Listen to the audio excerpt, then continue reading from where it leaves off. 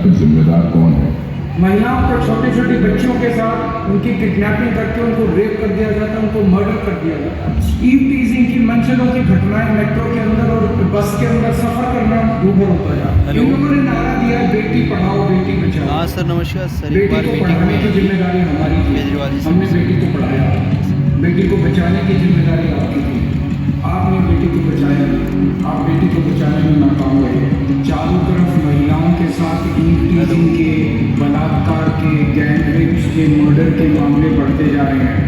महिलाएं सर एक बार मीटिंग में महिलाओं अभी पर छोटे छोटे बच्चों के साथ उनकी केजरीवाल सर किडनैपिंग करके उनको रेप कर दिया जाता है, उनको मर्डर कर दिया जाता है। 11 अक्टूबर को सराय काले खां 10 किलोमीटर दरवाजा नहीं।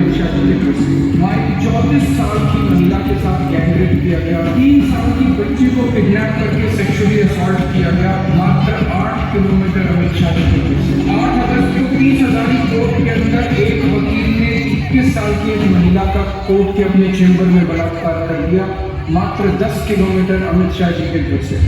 1 अगस्त को दिल्ली कैंट में 9 साल की बच्ची का रेप करके मर्डर कर दिया मात्र 9 किलोमीटर अमित शाह जी के घर से। आज लोग ये कह रहे हैं कि दिल्ली न केवल असुरक्षित है बल्कि दुनिया की सबसे असुरक्षित राजधानी दिल्ली है। लोग कह रहे हैं कि Delhi rape capital of the world है। आज मैं अमित शाह जी से पूछना चाहता हूँ कि आपने दिल्ली को दुनिया की सबसे असुरक्षित राजधानी क्यों बनाया? आपने 10 साल में इसको रोकने के लिए क्या काम किया? हमारे दिल्ली के लोग जाएं तो जाएं कहाँ? आज दिल्ली के लोग भय में जी रहे हैं। क्या आप मानते हैं कि आपसे दिल्ली नहीं संभल रही है? अगर नहीं संभल रही है तो किसी और को जिम्मेदारी दे दीजिए। आज दिल्ली का बुरा हाल कर दिया इन लोगों ने। हम सुरक्षा के लिए किसके पास जाएं? आज दिल्ली के लोग अमित शाह जी से भी पूछना चाहते हैं। महिला अदालत में आज के आरोपी है केंद्रीय गृह मंत्री अमित शाह। अमित शाह ये भाजपा सरकार में केंद्रीय गृह मंत्री हैं। इन पर दिल्ली की कानून व्यवस्था की पूरी जिम्मेदारी है। महिला अदालत में आज अमित शाह से दिल्ली की महिलाएं अपने सवाल करेंगी। आज इस अदालत की जज है दिल्ली की जनता। आरोपों के बाद दिल्ली की जनता अमित शाह पर अपना फैसला सुनाएगी। मैं घर से नहीं निकलती 9 बजे बाद, क्योंकि मेरे को अनसेफ व्हाट्सएप होता है। 4-5 लड़के पीछे से आए और मेरा फोन छीनने की कोशिश करा, मेरी चेन छीन ली गले से। महिला अदालत में अमित शाह पर पहला आरोप है कि केंद्रीय गृह मंत्री के तौर पर वे दिल्ली में महिलाओं को सुरक्षा देने में नाकाम रहे हैं। अमित शाह के गृह मंत्री रहते हुए दिल्ली में महिलाओं के खिलाफ अपराधों में 41% की वृद्धि। दिल्ली में रोजाना 3-4 महिलाएं हो रही बलात्कार का शिकार। 95% महिलाएं दिल्ली में असुरक्षित महसूस करती हैं। पॉक्सो मामलों में भी टॉप 5 शहरों में से एक। ऐसे हालातों में भी आपकी पार्टी के नेताओं का कहना है कि दिल्ली में क्राइम कोई मुद्दा नहीं है।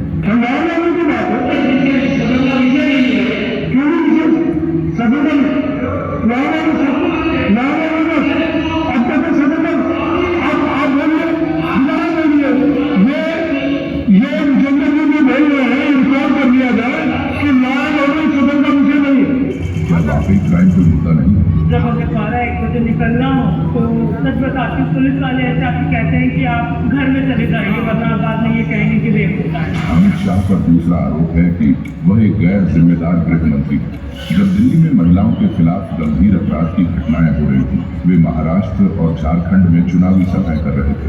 ऐसे हालातों में जब दिल्ली को गृह मंत्री की जरूरत है, उन्हें दिल्ली की जनता के बीच मौजूद रहना जरूरी है या दिल्ली से बाहर रहकर राजनीति में लगे रहना।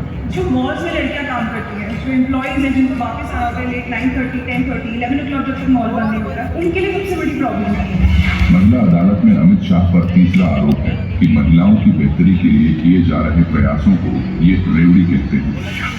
ये जो फ्रीडी की राजनीति, ये जो रेवड़ी की राजनीति अरविंद केजरीवाल जी कर रहे हैं, मैं मानता कि इन योजनाओं में गंभीरता होती है। अगर आप जो 200 यूनिट बिजली जो है 5 साल पहले फ्री करते, या बसें महिलाओं के लिए 5 साल पहले फ्री करते।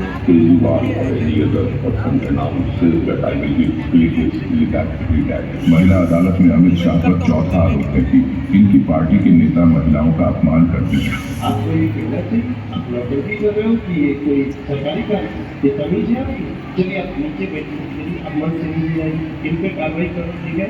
जैसे पिताजी ने सोनिया जी को इसी से संबंधित थी, वो भी दिल्ली में थी, आज भारत में किसी सपना को अपना बना रहे हैं, तो सोनिया जी को उन्होंने अपनाया, वैसे सपना को भी ये अपना बना ले। और राहुल जी नेताओं पर भरोसा हटा करके अब नर्तकी पर भरोसा करना चालू कर दिए।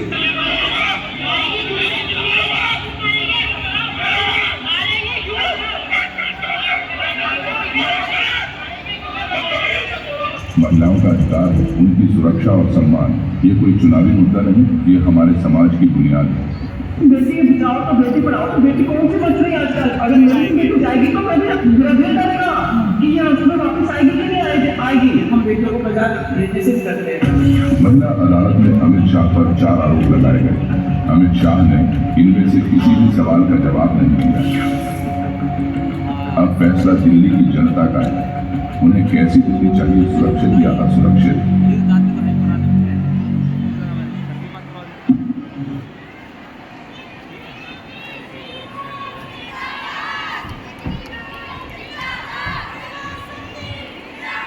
तो आप लोगों ने देखा इस वीडियो के माध्यम से कि किस तरह से केंद्र की सरकार बेपरवाह है, महिलाओं की सुरक्षा के प्रति उनको कोई चिंता नहीं है। महिला अपराध दिल्ली में लगातार बढ़ रहा है। यहाँ ऐसी ऐसी घटनाएं हुई, सुनेंगे तो रूह कांप जाएगी। एक महिला के साथ गैंग रेप करके उसको कई किलोमीटर तक कार में जो गुंडे थे उन्होंने घसीटा। ये घटना हुई दिल्ली के अंदर। तमाम महिलाओं के साथ अपराध हो रहा है दिल्ली में। तो आज उन सब पर बात करने के लिए हमारे बीच में वो कुछ बहादुर महिलाएं हैं जो स्वयं उत्पीड़न का शिकार हुई हैं, हिंसा का शिकार हुई हैं, लेकिन आपके सामने अपना दर्द बयान करने के लिए आई हैं। उनकी बात को ध्यान से सुनिएगा, गंभीरता से सुनिएगा। और ये सुरक्षा और सम्मान के महिलाओं का सवाल है, महिलाओं के सुरक्षा और सम्मान की बात है, उसको ध्यान से सुनिएगा। और आगे की लड़ाई को कैसे मजबूती से बढ़ाना है उसको सुनिएगा। मैं सबसे पहले अपनी उस बहन को आमंत्रित करना चाहूँगा जो खुद महिला हिंसा का शिकार हुई है, वो आए और अपने विचार रखें। नाम मैं नहीं बोलूँगा, वो अपनी बातें आपके सामने रखेंगी, उनकी बात को ध्यान से सुनिएगा।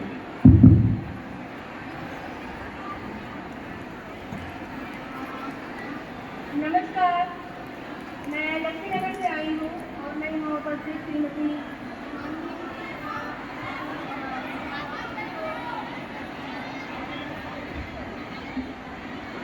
Thank you so much madam का स्वागत करती हूँ और बाकी सभी उपस्थित अतिथिगण का हार्दिक स्वागत करती हूँ और यहाँ उपस्थित सभी माताओं और बहनों को भी नमस्कार करती हूँ। नमस्कार। मैं आप लोगों से एक बात कहना चाहती हूँ कि मैं पूर्वी दिल्ली लक्ष्मी नगर में रहती हूँ और मेरे साथ कई बार बहुत से ऐसे हादसे हुए हैं जिनकी आज मैं चर्चा करने आई हूँ यहाँ पर। जैसे ही मुझे पता चला कि यहाँ महिला अदालत लगी हुई है, यहाँ सुरक्षा और सम्मान की बात हो रही है महिलाओं के, तो मैं सारा काम छोड़कर सबसे पहले यहीं पर आई हूँ कि आज मैं इनके सामने अपनी बात रखूँगी, अपने मन की बात रखूँगी। मैं दिल्ली के किसी भी कोने में चली जाऊँ लेकिन मैं वहाँ सुरक्षा महसूस नहीं करती। उसका कारण ये है कि अभी कुछ 20-22 दिन पहले ही मेरे साथ एक हादसा हुआ है कि मैं अपने मार्केट से लौट रही थी सब्जी लेकर के, लेकिन कुछ लोग जो मेरे पीछे लग गए, जिनमें से एक लड़का था जो स्नैकर टाइप लग रहा था लेकिन मैंने ध्यान नहीं दिया उसके ऊपर। वो सडन मेरे पीछे आया और जब लोगों से मैं सीधी चिल्लाई वहाँ पर, उसने मुझे पकड़ लिया था। तो काफ़ी देर बाद पता चला कि उसने अपनी जीभ के नीचे ब्लेड लगा रखा था। उसकी इंटेंशन क्या थी मैं नहीं जानती। आज मैं अगर जिंदा खड़ी हूँ तो मैं शुक्रगुजार हूँ कि वहाँ थोड़ी पब्लिक थी, मैं थोड़ा बहुत चिल्लाई वहाँ पर, उन लोगों ने मेरी मदद करी और इस वजह से आज मैं वहाँ आपके सामने अपने मन की बात रख पा रही हूँ। पता नहीं क्या था उसके दिमाग में, क्या नहीं था उसके दिमाग में। उसका ब्लेड वो मेरी गर्दन में लगाता या मेरा फ़ोन खींचता, मेरी चेन खींचता, क्या करता मेरे साथ मैं नहीं जानती थी। मैं एकदम काँप गई उस वक्त। मुझे बहुत से लोगों ने बोला, मैं पुलिस के पास गई, पुलिस ने मेरी कोई मदद नहीं करी वहाँ पर। मतलब इनफैक्ट उन्होंने मुझे साइड में बिठा दिया कि आप बैठिए, अभी आपकी बात सुनते हैं ना। उन्होंने मुझसे कुछ रिटर्न लिया। मतलब दिल्ली सरकार की बात मैं क्या बाद में करूँगी। मैं अभी सिर्फ इतना कहना चाहती हूँ कि दिल्ली पुलिस महिलाओं के लिए कोई भी काम ढंग से नहीं करती, इनफैक्ट उनको सुनती भी नहीं है। कहाँ जाए हम लोग, कहाँ है हमारी सुरक्षा। दूसरा इंसिडेंट मैं आपसे सिर्फ ये शेयर करना चाहती हूँ कि लक्ष्मीनगर मेट्रो में नीचे काफ़ी भीड़ होती है। एक बार मैं खड़ी हुई थी तो मैं अपने फ्रेंड्स के साथ थी, मैंने वहाँ नोटिस करा कि 3-4 बाइक वाले वहाँ आ गए और लड़कियों के साथ कमेंट कर रहे हैं, चलो हमारे साथ पैसे देंगे तुम्हें। वो लड़कियाँ घबरा गई, वर्किंग थी, वो कहीं से लौट रही थी, शाम के अराउंड 7 बज रहे थे। वो लड़कियाँ बहुत घबरा गई। थोड़ी देर बाद मैं उनके पास जाती हूँ, उनसे पूछती हूँ कि क्या हुआ, आपने उन्होंने कुछ बोला क्यों नहीं। नहीं हमें घर जाना, हमारा टाइम हो रहा है, हमें कोई एक्शन नहीं लेना। वो ऑलरेडी इतनी डरी हुई थी, मैंने उनको सपोर्ट करा, मैंने कहा नहीं आप लोग चलिए, मैं आपकी हेल्प करूँगी, लेकिन नहीं, वो एग्री ही नहीं हुई। यानी कि उन्हें ये पता था कि दिल्ली पुलिस कोई काम नहीं करेगी, उनकी कोई सुनवाई नहीं है, उन्हें सीधा घर जाना था। उनके पेरेंट्स भी शायद परेशान हो रहे थे। तो मैं सिर्फ सुरक्षा की बात ये करना चाहूँगी कि अगर हमारी महिलाएं, बेटियां, बहनें सुरक्षित नहीं हैं तो वो कहाँ जाएं, किससे बात करें। सिर्फ इतना ही सवाल है मेरा। धन्यवाद। आपने अभी इस बेटी का दर्द सुना कि लोगों की मदद से इसकी जिंदगी बच पाई इस बिटिया की, वरना तो शायद आज आपके बीच में भी ये नहीं होती, ऐसे हादसे का शिकार हुई ये बेटी। मैं अगले वक्ता के रूप में दूसरी ऐसी पीड़ित महिला को, एक बेटी को आपके बीच में बुलाना चाहता हूँ, जो आए आपने अपनी बात रखें, अपने साथ जो घटना हुई है उसको बताएं।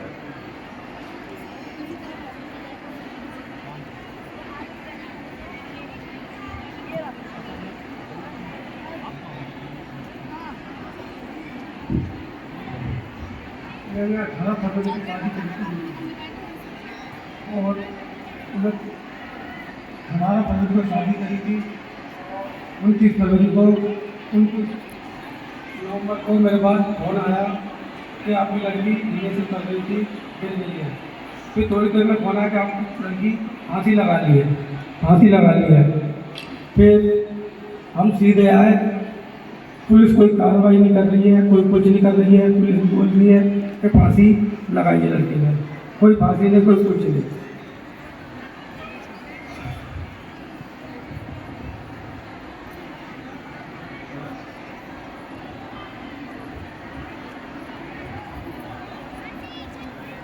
मैंने अपनी भानेज की शादी करी थी 18 तारीख को, 18 फरवरी, ठीक है।